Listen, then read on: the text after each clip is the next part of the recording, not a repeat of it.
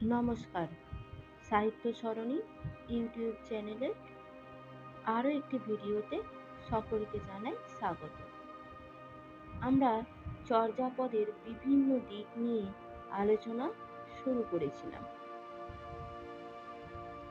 আজকে আরও একটি নতুন বিষয় আপনাদের সামনে তুলে ধরব। এবার শুরু করা যাক। ভেবে দেখুন তো, 1000 বছর আগে বাংলার সাধকরা এমন এক ভাষায় কথা বলতেন যা শুনতে আমাদের মতো হলেও তার আসল মানে ছিল একটা সিক্রেট কোড। একে বলা হয় সন্ধ্যা ভাষা। আর এই রহস্যময় ভাষার আড়ালে লুকিয়ে আছে এক গোপন সাধনা, যার নাম সহজিয়া সাধন তত্ত্ব। আজ আমরা চর্যাপদের সেই গোপন পাসওয়ার্ড আর দেহ সাধনার রহস্য নিয়ে আলোচনা করব। প্রথমে বলি এই রহস্যময় ভাষার কথা। কেন একে সন্ধ্যা ভাষা বলা হয়? কারণ সন্ধ্যার সময় যেমন আলো থাকে, আবার অন্ধকারও থাকে, এই ভাষাও তেমনি। এর একটা মানে ওপর থেকে বোঝা যায়, কিন্তু অন্য মানেটা থাকে গভীরে।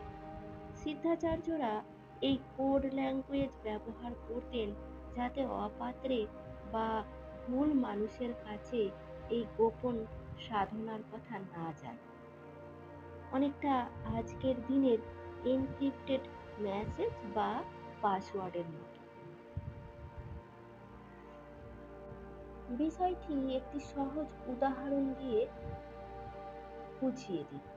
চর্যাপদের একটি বিখ্যাত লাইন আছে, আপনা মাংসে হরিণা বৈরী।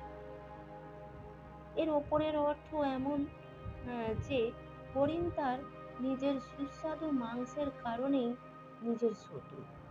কারণ মাংসের লোভেই তো শিকারী তাকে তাড়া করে।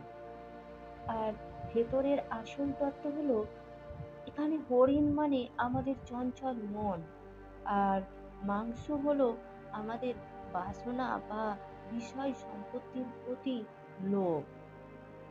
তাহলে তত্ত্বটি কেমন দাঁড়ালো?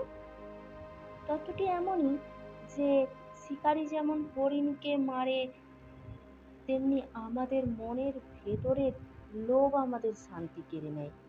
সহজিয়া সাধকরা এই পদের মাধ্যমে বোঝাচ্ছেন, শত্রু বাইরে নেই। আপনার মন যখন বাইরের মোহে পড়ে, তখনই সে আপনার সাধনার পথে বাধা হয়ে দাঁড়ায়। মনকে শান্ত করাই হলো আসল মুক্তি। এবার প্রশ্ন হলো, এই মনকে শান্ত করার উপায় কি? এখানেই আসে সাধন তত্ত্ব। সহজিয়াদের মূল কথা হলো, যা নেই ভাণ্ডে তা নেই ব্রহ্মাণ্ডে। এখানে বলে রাখি, ভাণ্ড কথার অর্থ দেহ। তারা বিশ্বাস করতেন মুক্তি বা নির্বাণ বাইরের কোনো মূর্তিতে বা তীর্থে নেই, তা আছে আপনার ওই রক্ত মাংসের শরীরের ভেতরে। এই সাধনার প্রধান দিকগুলি হলো, প্রথম, কায়া সাধনা, শরীরকে মন্দির মনে করা এবং যোগের মাধ্যমে ভেতরের শক্তিকে জাগ্রত করা। দ্বিতীয়ত, গুরুবাদ। গুরুর সাহায্য ছাড়া এই সন্ধ্যা ভাষার রহস্য যেমন বোঝা যায় না, তেমনি সাধনার পথেও এগোনো যায় না। 3 নম্বর, মহাসুখ। তাদের লক্ষ্য কোনো কষ্টের সাধনা নয়, বরং আনন্দের মাধ্যমে পরম সত্য বা শূন্যতার সাথে মিলে যাওয়া। তাহলে বুঝতেই পারছেন, চর্যাপদ কেবল কবিতা নয়, এটি একটি অত্যন্ত উন্নত আধ্যাত্মিক বিজ্ঞান। দেহকে ভালোবাসা আর মনের লোভ নিয়ন্ত্রণ করে সহজ হওয়া, এই ছিল তাদের শিক্ষা। এই দর্শনই পরে বাউল গান আর মরমী তত্ত্বের জন্ম দিয়েছে। ভিডিওটি কেমন লাগলো? চর্যাপদের এমন আরো অনেক রহস্য জানতে চাইলে কমেন্টে জানান, আর সাবস্ক্রাইব করতে ভুলবেন না।